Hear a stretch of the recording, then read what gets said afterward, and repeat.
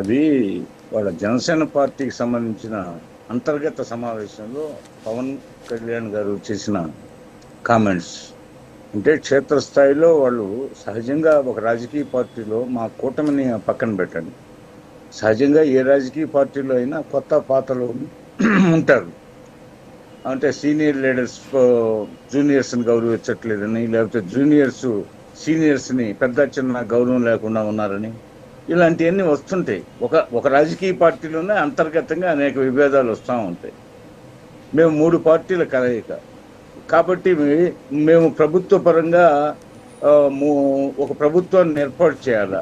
అప్పుడు జగన్మోహన్ రెడ్డి గారి 5 సంవత్సరాల పరిపాలనతో విసిగి వేసారిపోయిన ప్రజలకి ఒక ఉపశమనం కల్పించాలా. మేము అందరం ఏకత్రాటి మీద నిలబడి ఆయన ప్రభుత్వాన్ని ఓడించి ప్రజలకి చక్కటి పరిపాలన అందించాలనే దృఢదీక్షతో, సంకల్ప బలంతో ఆ రోజు ఎన్నికల్లో పోటీ చేయడం జరిగింది.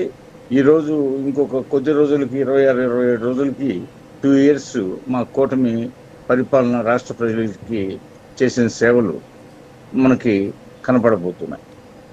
ఈ నేపథ్యంలో సహజంగా బీజేపీ వాళ్ళు వాళ్ళ అంతర్గత సమావేశాలు పెట్టుకుంటారు. మేము మా పార్టీ తరఫున సమావేశాలు జరుగుతుంటాయి. జనసేన పార్టీ వాళ్ళ పార్టీ మీటింగులు వాళ్ళు పెట్టుకుంటారు. అంటే ఈ 3 పార్టీలు, ఏ రాజకీయ పార్టీ కూడా తన సొంత ఎజెండా ఉంటుంది.